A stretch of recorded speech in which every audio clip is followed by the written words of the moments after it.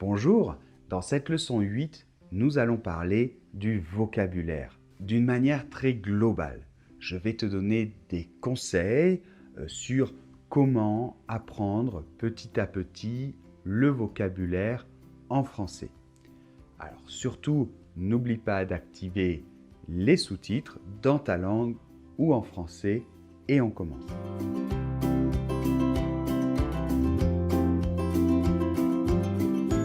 Bonjour, donc dans cette leçon 8, nous allons nous centrer sur le vocabulaire.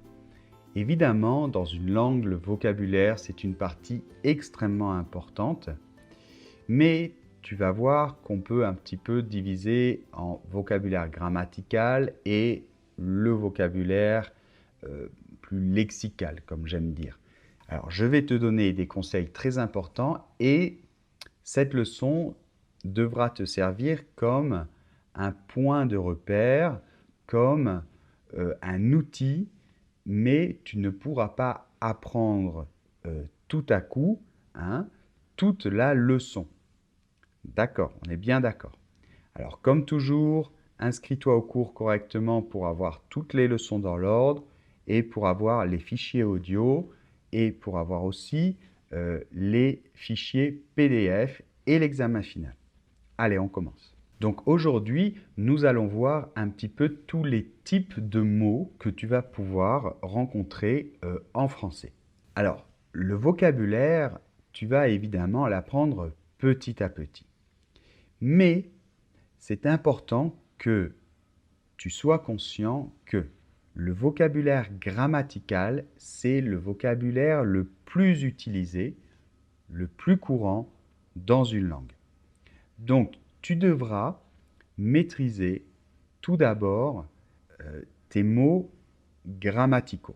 Alors, on va voir justement les différents types de mots grammaticaux que tu vas rencontrer. Donc, tout d'abord, j'en ai pas encore parlé parce que je ne pouvais pas parler de tout, mais il y a les articles. Ce sont des mots grammaticaux que tu vas apprendre très rapidement parce qu'ils sont très importants. Il y a les articles indéfinis. Par exemple, un garçon. Donc c'est masculin singulier. Une fille. Féminin singulier. Des enfants. Avec la liaison. Donc l'article indéfini pluriel, il est commun pour le masculin ou le féminin. Donc cet article indéfini, il va servir à... Il doit accompagner un nom, on le met devant un nom, quand il s'agit de définir en fait une personne ou un objet dont on n'a pas parlé encore avant. On l'introduit d'une manière générale. Donc si je dis un garçon, c'est un garçon d'une manière générale. Ce n'est pas un garçon en particulier. Ensuite, il y a les articles définis. Donc, dans ce cas-là, ils servent à introduire un nom, une personne ou une chose dont on a parlé souvent avant, ou une personne ou une chose en particulier. Bon, je ne vais pas trop insister, mais voyons donc l'exemple, ça sera le garçon, la fille et les enfants. Attention avec la liaison. Donc ici, on voit aussi qu'il n'y a qu'un seul article défini pour le pluriel. Donc voilà, j'ai un petit peu expliqué, je ne peux pas trop m'étaler, mais les articles, comme c'est quelque chose de très basique dans une langue, je voulais un petit peu les expliquer, surtout les indéfinis et les définis.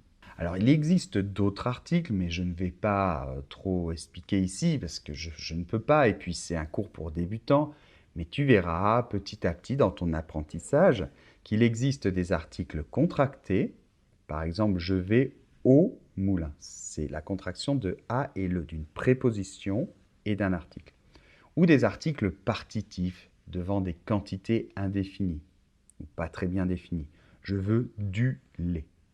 Alors ensuite, on va faire un tour rapide, mais il existe ce que l'on appelle des déterminants ou adjectifs démonstratifs. Donc ça, c'est pour montrer, quand tu montres, par exemple, là, cette caméra, cet ordinateur, ce bureau. Voyons les exemples. Donc, ce livre, masculin singulier, Cet appartement, masculin singulier, mais appartement commence par une voyelle. Alors ce se transforme en cette. Cette maison, pour le féminin singulier, et ces personnes pour le pluriel, masculin ou féminin. Ensuite, nous avons les adjectifs possessifs pour marquer l'appartenance. Donc, par exemple, s'il s'agit de moi, de la personne je vais dire lui, c'est mon ami, ma voiture, mes parents. D'accord? Donc, les adjectifs possessifs, quand tu vas les apprendre, tu vas voir, c'est un peu difficile parce que ça dépend de la personne, je, tu, il, et ça dépend de la chose qui nous appartient. Si c'est féminin, si c'est masculin ou pluriel ou singulier. Voyons avec tu par exemple. On va dire, cette fois-ci, on ne va pas dire mon ami, on va dire ton ami, ta voiture, tes parents. Avec il ou elle, son chien, sa copine, etc. Avec nous, nos amis. Avec vous, votre maison. Avec il, elle, leurs enfants par exemple. Tu trouveras parmi les mots grammaticaux importants aussi les pronoms. Nous avons déjà parlé des pronoms. Donc, quand on a vu la conjugaison dans « je m'appelle ». Je est un pronom personnel sujet et m'appelle, c'est un pronom réfléchi.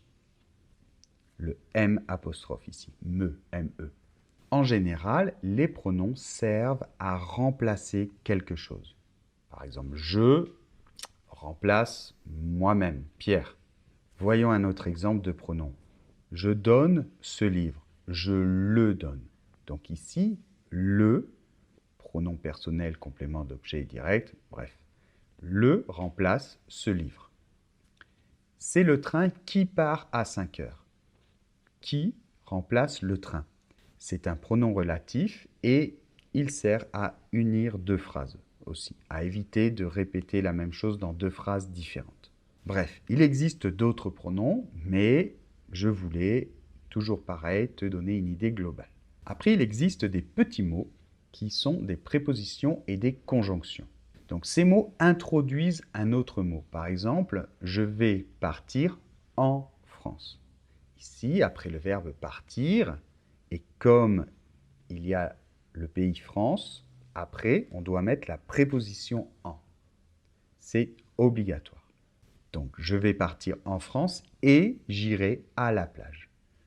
À est une préposition aussi qui va introduire la plage. Et le petit mot que j'ai mis envers là, et, c'est une conjonction qui va unir les deux parties de la phrase. Il y a aussi les adverbes qui sont très importants, surtout certains adverbes. Par exemple, on a vu un adverbe, l'adverbe de négation, ou plutôt les deux parties, ne et pas. Je ne mange pas. Il existe aussi d'autres adverbes de négation.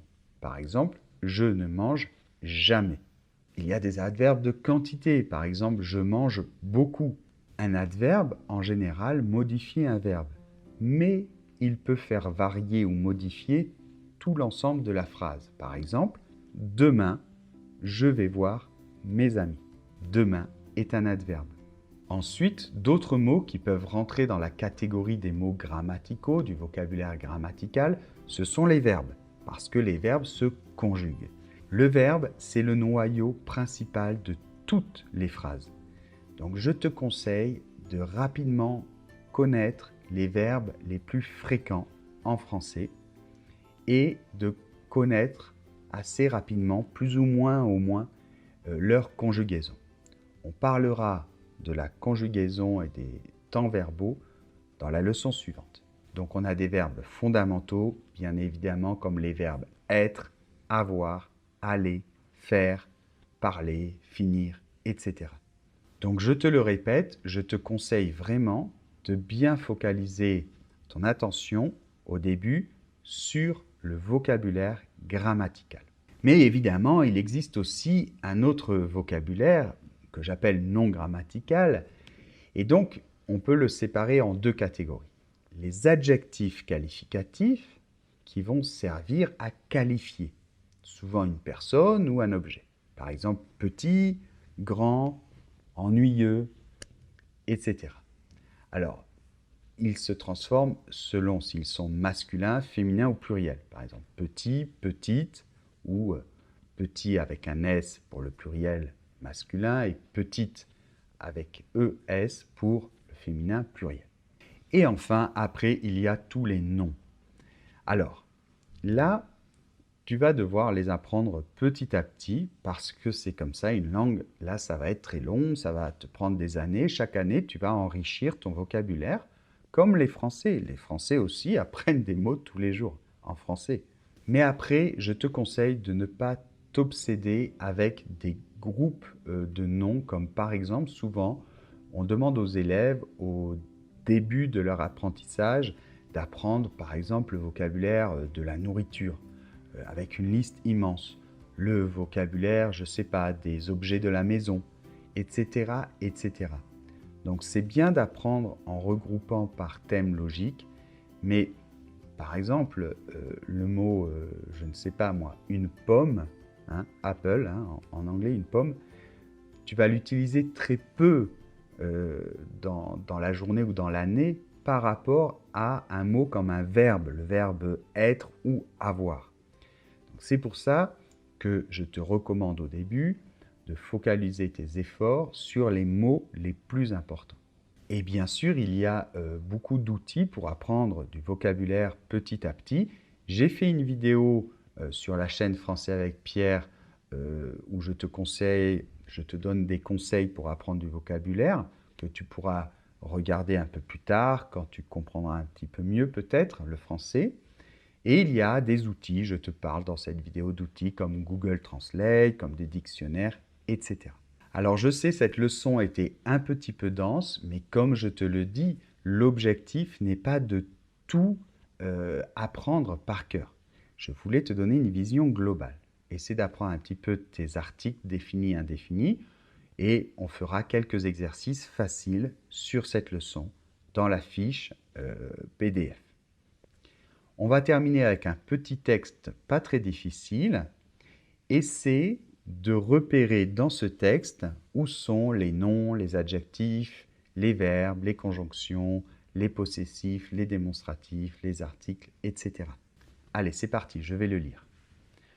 Bonjour, vous pouvez vous présenter s'il vous plaît? Vous avez quel âge? Quelle est votre nationalité? Oui, je m'appelle Jean-Louis, j'ai 23 ans et je suis français, mais mon père est espagnol. Et vous vivez où actuellement? Je vis à Bordeaux. Mon adresse est 22 rue Fondodège. Quelle est votre date de naissance? Le 22 mars 1996. Vous avez des passions, des hobbies? Oui, j'aime le sport et le cinéma. Merci, au revoir Jean-Louis. Merci, à bientôt. Donc ce petit exemple nous sert aussi à approfondir un peu le thème de la présentation en français. Donc tu auras cet exemple dans ton fichier audio, tu auras aussi la transcription dans le fichier PDF. Essaie de bien l'écouter, de l'apprendre si tu peux et de le répéter surtout. Si tu as aimé cette vidéo, n'oublie pas les pouces vers le haut, n'oublie pas de la partager et tu peux me laisser un commentaire. Au revoir.